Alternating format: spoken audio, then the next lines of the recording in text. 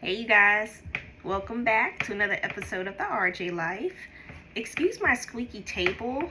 When people started working from home, I got this table pretty cheap from Amazon and now it's creaking. Anyway, I wanted to update you guys, and this is specifically for my autistic special needs families. You don't have to just be autistic. You can have a child that is with special needs, and this can pertain as well to you and your family. This video is so important, especially right now. This is when a lot of families are getting their children ready to go back to school. Unfortunately, though, there's a lot of families who are probably sending their kids to school for the first time, and they have a different capability. That's why I like to call it, because they're our superheroes. They have different capabilities. It's not that they can't, it's just that they do it differently. But they're sending their children to school for the first time, and maybe they're overwhelmed with all the information that was just recently given to them. Maybe their child was just diagnosed with a disability or a different capability.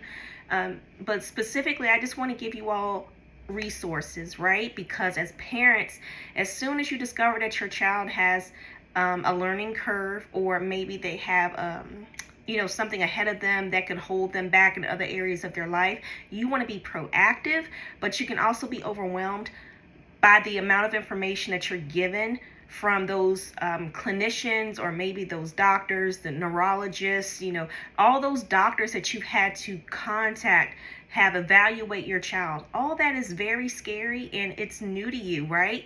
If it's not new to you and you've been on this road for a while, such as myself, as you all know, if you don't know and you're new to my channel, my name is RJ, and I have a son who is 7, and he is nonverbal autistic. He also has SPD, which stands for sensory processing disorder. He also has food aversion, which means certain food smells can really turn him off. So he's had eating issues with what foods he'll eat, which also affects his digestive system. If you're a parent and you have this with your child, you already know. They stick to certain foods and they don't like to venture into different things.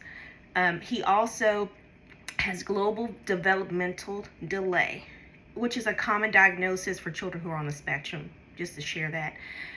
So it's one of those things where for my child, I remember when he was diagnosed at about 18 months that I completely was losing my mind, because we were in touch with a social worker who, he was diagnosed at Kennedy Krieger, but we were in touch with a social worker, but it was more so like, here parents, he was very kind, might I add, very sweet, very informative. He also shared the realness with us, and that's what I liked about him, was that he did not play. He was honest and upfront and said, look, I'm not gonna lie to you guys, this is going to be a difficult road ahead of you. However, you guys can do it. You're going to have to push through some walls, break down some doors, because you're going to be your advocate for your kid. And that's what I want to tell you. Please, please, please, if you see that your child is having a struggle with meeting their milestones, maybe they're not as active, or maybe there's just something that's missing. Maybe you've had a child before, after them, and you see differences in how they are growing. If it's a concern to you, or even something that you might question, there's nothing wrong with getting them evaluated. It's better to do it when they're young and there are resources that are provided to them than when they're older, because the older they get, I hate to say it, but it's the truth, the older they get, the harder it is for them to learn those skills that they would have been able to learn earlier in their years. So please be proactive as parents. Don't push it off because you don't want to have your child diagnosed with anything. Just do it for them, because in the long run, if you're not here for your child and they're out in this world by themselves, wouldn't you want them to be taken care of and well informed on what their rights are? I would hope so. So this is something that's new to those families that may have just gotten their child diagnosed. I would also say, please get on the autism waiver.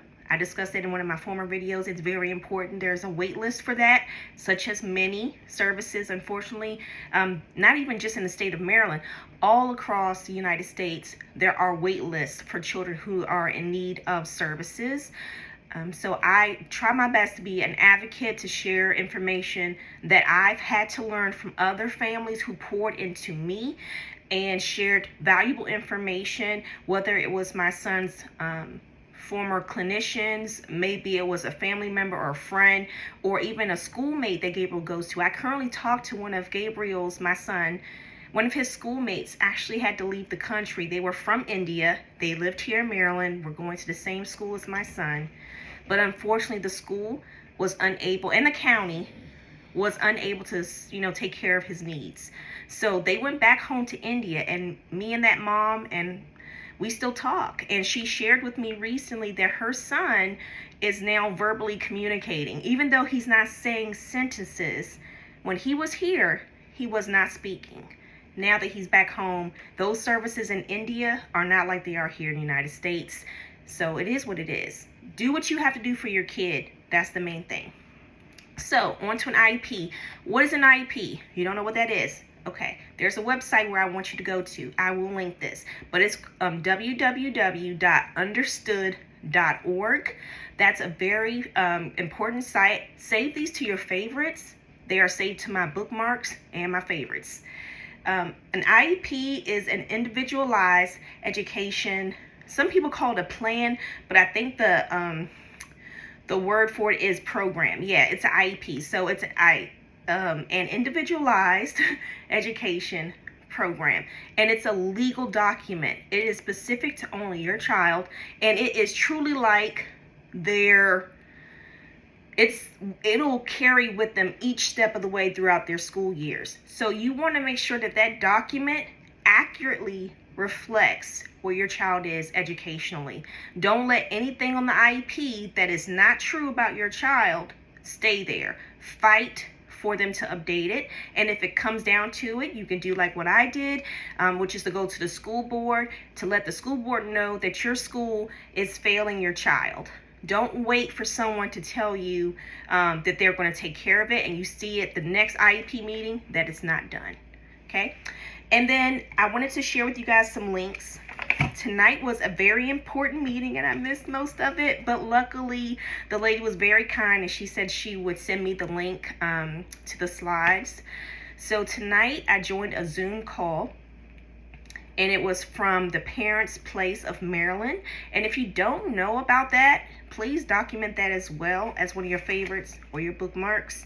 The Parents Place of Maryland is another site that I highly recommend. It's for families of children who have autism and special needs. I'm going to quickly type this in. And one of the things I love about this particular organization is that they really do give back to the families the resources that you need. So like tonight, it was a free call about getting your child prepared and what you need to do as a parent or a caregiver to get your child prepared for the school year. Ducks in a Row was tonight's event, and I missed most of it, but again, I will be getting caught up on that. But on the website, they talk about the 2023 rights law. If you don't know about that, there's a book you can buy on Amazon, which is the rights law. That's spelled WRIGHT. S on the end, and it's a special education and advocacy book that you can purchase, and it really is up to date with information for you to be able to know what your laws are in your state and based on information that pertains to your child's needs. So if you have no idea what legally the school is bound to do or what you are responsible for on your end as a parent, that book is like your Bible. It ain't my real Bible, like I know who I serve, but it's like your, educational understanding of where your child is. And then I wanted to share with you guys, and they have a link on here. So just to let you guys know, I just see this on the site.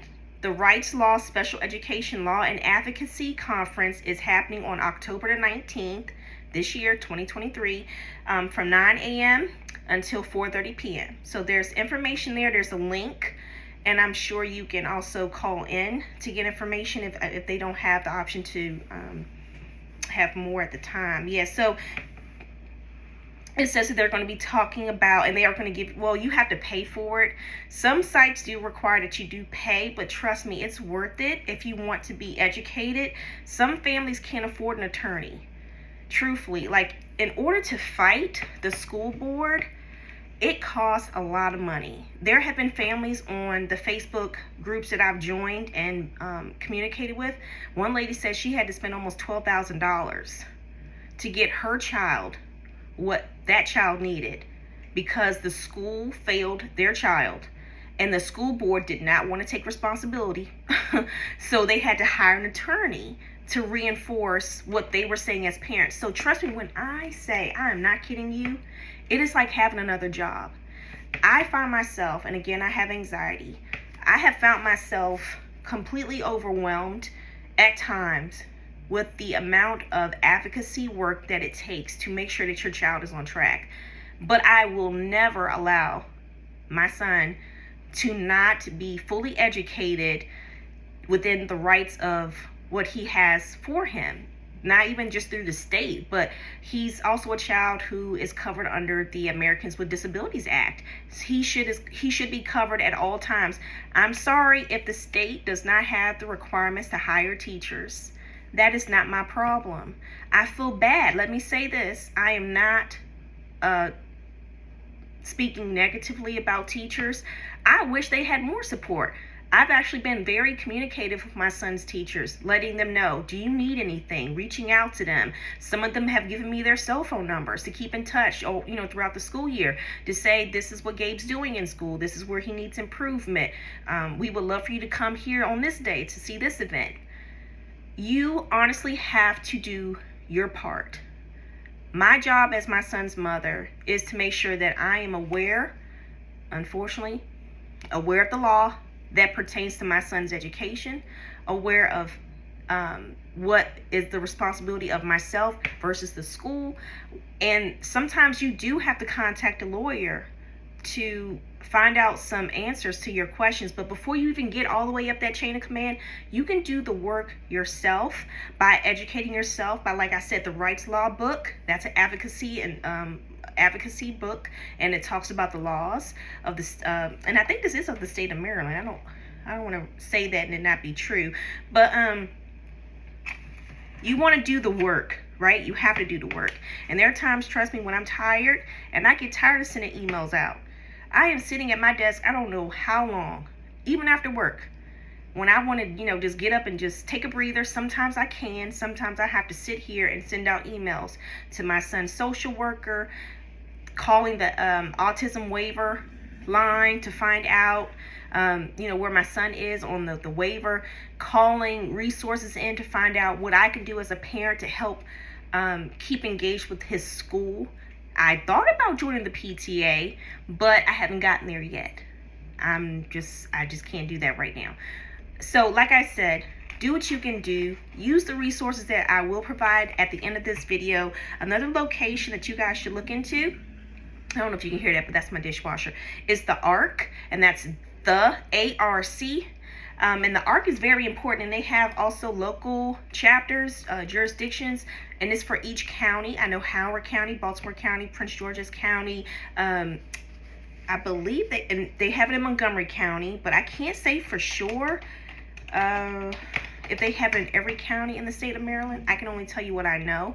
But if you go to the ARC, which I'm on now, it's the arcmaryland.org. So it's spelled out the ARC, ARCMD.org. And that site, like I said, is saved to my favorites. It's also saved to my bookmarks. And it has a lot of good information on educating yourself, having your son or daughter well taken care of when it comes to their rights. And it talks about inclusive activities that you can have your child involved in. Like right now, they have information on resources, there's programs, and they even have links to policies that you can look up. So let's say, as an example, because I know that was a mouthful,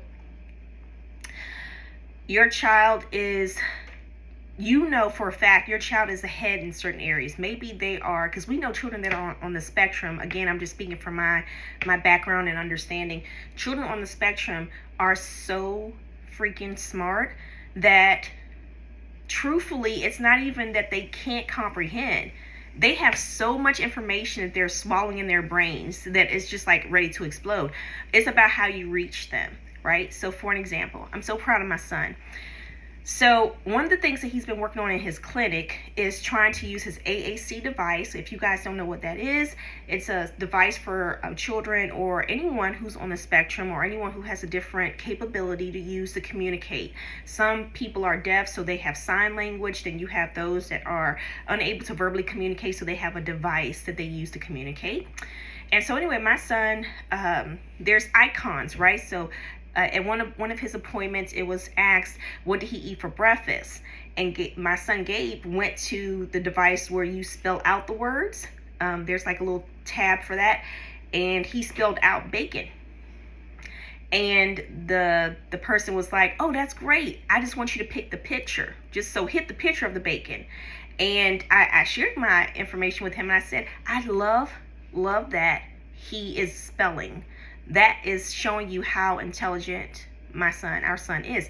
And he's like, oh, I couldn't agree more. I just know that in the society that we live in today, everything is fast.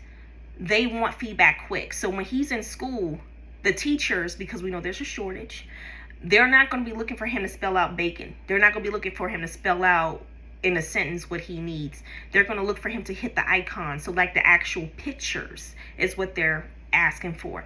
And I said, how sad is that although his speech pathologist agreed with me that it's superb that Gabriel is spelling that well, that at the same time the school system or that the society we live in pushes our kids to be quick about it. Nothing is, hey, as long as you get it done, it's good.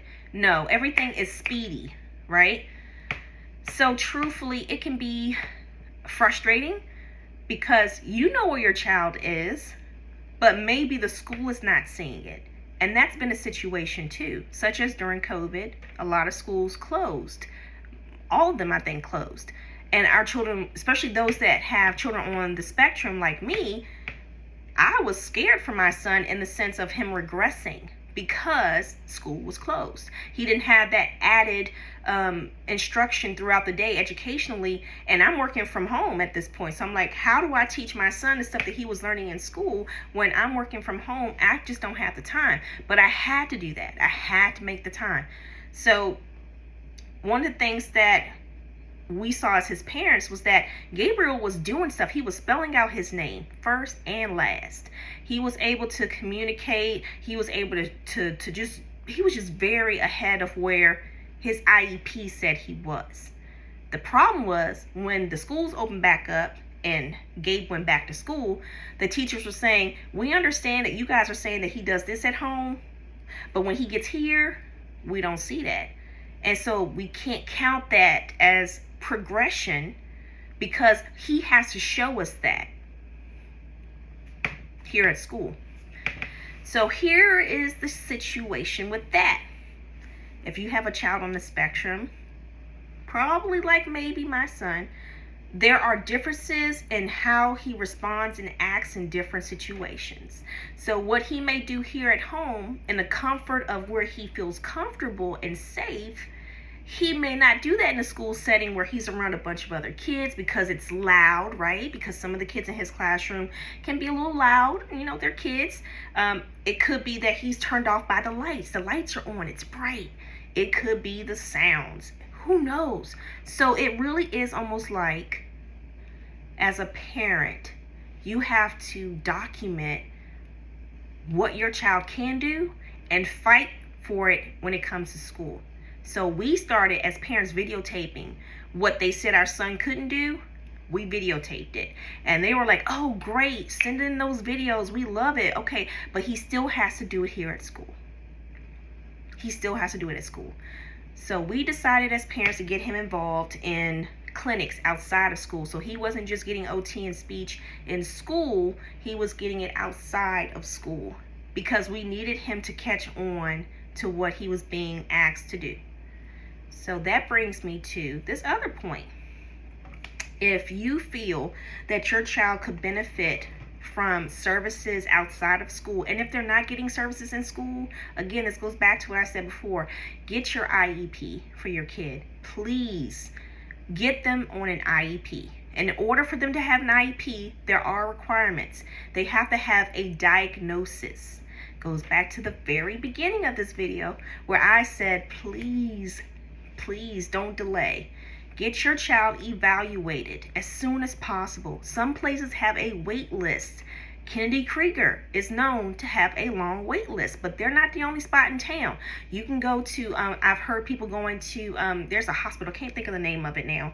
It's not in Baltimore City, but I can't remember the name of the school. But anyway, or hospital, but you can take your child there. You can take your child to their pediatrician. They can have someone evaluate them. Like they might refer you to a clinic or refer you to a neurologist or someone that can evaluate your child.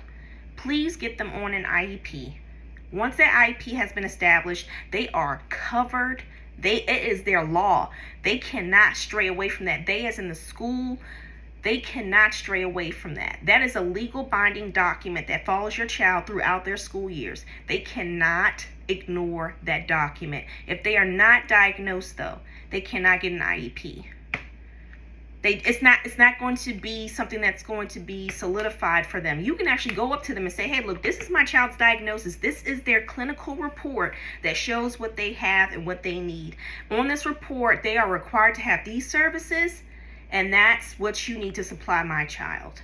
So if they have an IEP, make sure that that IEP is showing exactly what they need so that they can continue to grow and not regress, okay?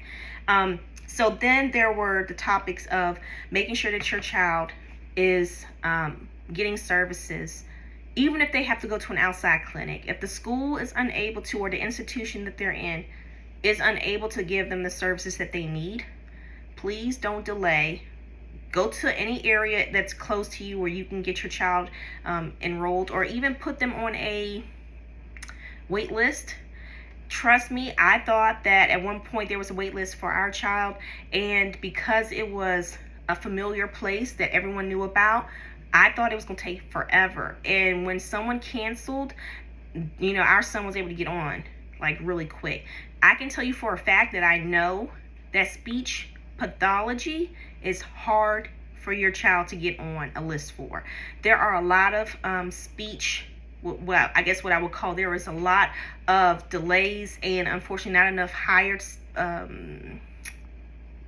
there aren't enough people who are qualified, I'll say that, to be a speech pathologist. And so in the state of Maryland, they are lacking those services. So as soon as you see that your child is in need of speech services, please contact any area that you can locally get your child involved in to get speech therapy. And then same thing with occupational therapy. Occupational therapy, some people will say it looks like they're just being played with. I know at some point there were times where parents probably saw themselves just sitting in a room with their child playing with these toys, but that play is conducive to them being able to work out in the world, to be able to use motor skills, right? They're not just learning how to cut with scissors because they're trying to cut some paper. No. They're actually trying to use their hands to open and close. You would be surprised that motor skills are hard for children on the spectrum, and some children on the spectrum. It's hard for them to be able to feed themselves because this movement requires a lot. It may not look like it to you because you're feeding yourself, I think, you know. You're an adult, you know, you might be on the spectrum, I don't know, but you can feed yourself. Doing things like zipping up your jacket, tying your shoes, being able to put a shirt on, put on your pants, button them up. Those are things that are hard for some children. They can't get dressed easily. They need assistance, but they also need training to learn how to do those things. The holding a pencil is hard for some children. I know our son had that issue where he didn't know how to hold the pencil. He was holding it at the very tip like this. Like he was holding at the very tip, and no matter how hard I tried to teach him to bring his hands up, he went straight back to the bottom. So it's called a pincher grip, a pincher grasp. That is currently what he's working on in OT, is how to hold a pencil, how to write with a little bit more, I guess what you would call a little bit more force, because he writes so light that you can barely see it when he's using a pencil. When he's using like a marker, he can see it. You can see what he's using, you know, or what he's writing when he's using a marker. But when he's using a pencil, it's so light. So they're working on that with our son. Anyway, So I didn't want to go down the whole list, but here's a few lists of resources I really think that can benefit your child. One is infants and toddlers. Our son was enrolled in that. Very helpful at some point. Of course, they have an age limit. So I think once they get to the age of 5, they max out. So that's when they would have to go over to the county side or get services from someone else. But you want to make sure that your child gets into the infants and toddlers if they're from birth to 5. That's their age. Then there is, of course, Kendi Krieger. Can't knock them. They helped. I know there's, some people may have different encounters with that, facility than others. They were beneficial to our son. And then there's the Pathfinders for autism. Then there is Autism Society. And then I already spoke about this earlier, but the Pathfinders or the Parents' Place of Maryland. There are a lot of resources out there, you guys. You just have to do the work. And again, it is exhausting. Trying to figure out, first of all, where you start is the hardest part. But once you figure out where you start, once you get your child diagnosed, once your child gets their IEP, once your child is in school or even before they're in school, once they have those things established, you then can be more aware of what your child's rights are, because there's a legal document, the IEP, that is covering your child. Then you also have the support of your doctor, your child's doctor, their pediatrician. Our son's pediatrician has been very beneficial in writing things up for us. And this is another thing I just thought about. So let's say your child is diagnosed with a disability or a different capability. Did you know that as a parent, if you didn't already have one, that you can apply through the DMV to get a handicap placard for your child to be able to drive them around and parking? I know for our child, he's what they call an elope risk, ELOPE, which means that your child is likely to run off or to, in the place of being scared or anxious or curious, they run away from you. With me, when I'm holding my son's hand walking across the street, if we're going to a grocery store, going anywhere, I always worry that he's going to try to run away from me. He's done it before and it scared the crap out of me. I had to catch him. So for that reason, our pediatrician told us, hey, or his pediatrician told us, yeah, you can apply for that. I said, I didn't know. So now I have a handicap placard for my son. It's beneficial, you guys, to know what your rights are, to be able to communicate with others. Share this information with someone else. Maybe you don't have a child on the spectrum. Maybe you don't have a friend or anyone you know that has anyone on the spectrum. But trust me and believe me when I tell you that there are more autistic children now than ever before. There are children who have different capabilities everywhere. Somebody knows somebody that knows somebody that has a different capability. Some of us are kind of sheltered in, introverted, because we might be a little shy about talking about our child's diagnosis or what we need, because maybe we've encountered the bad side of humanity when it comes to treating our kids fairly or being heard as a parent who's advocating for their kids. But don't let that stop you. Please don't let that stop you. I've had a lot of nasty calls from some people who tried to downplay where my son was academically, which led to me having to go up to the school board because I don't play. But you do have to become that person. Sometimes you have to say, no, I am not going to go away from this situation. You're going to hear me. You're going to see my emails. And even if you don't see them, I'm going to push them up the chain of command, because somebody is going to make sure that my child gets what they need, and I am going to be here to see that it's taking place. Be your child's advocate, but also be self-caring towards yourself. Take time away from advocating to do what you need to do for yourself, because this is, again, almost like a second job. But, well, I would say a third job, because you're a full-time parent or you're a part-time parent, then you have work if you're working. If you don't work, then you're still probably taking care of your household. Stay-at-home parents have it 10 times hard. I like to say that, because people think that stay-at-home parents don't have it hard because they're not working out in the workforce. That's a lie. That's a lie. But it can be a lot. So you do have to take care of yourself. Do what you need to do to pamper on yourself. Eat your food warm. I don't know how many times I was taking care of my child and making sure I help him because he had a hard time with holding a fork, a spoon, a knife. He needed help with eating, that I found myself helping him to learn how to hold things and feed himself, that by the time it was time for me to eat, my food was cold. And I just was like over it. I'm not going to heat my food up again for the second or third time. I just ate it cold. I've stopped doing that. It's important for me to have a life. It's important for me as a parent of a child that has autism to soak in and give back to myself, because the Lord I serve says that there is no good thing that he will withhold from me. So I'm going to run and chase after what I know is the blessing on my life and on my child's life, and that will be that they are going to prosper. So I leave you with that today. Thank you guys for joining in, and if you have been faithful in watching my videos, I just want to say thank you. Trust me, I don't do this for the number of subscribers. I don't do this for the number of likes. I do this because I know that when my child was diagnosed, I was in a bad place for days on end. I was blaming myself. I was in denial. I was having a hard time even being able to share how I felt with friends and family. I didn't even want anybody to know my child was autistic. I saw it as a bad thing. Truthfully, it's not a bad thing. It's a different way of learning. But society will tell you that your child's autism, that your child's Down syndrome, that your child's different, capability is a bad thing. It's not. It's actually helping you to become more patient, more understanding, and more aware. My child, Gabriel, has taught me to be more kind, more patient, more loving, but also more driven, more than ever, to make sure that I'm not only fighting for my son, I'm fighting for all those children who cannot fight for themselves. I'm here to empower all those parents who don't know what they need to do, where to start, because that's what that's what the village of families did for me when I started to connect the puzzles. They poured into me. I'm giving back to pour into you.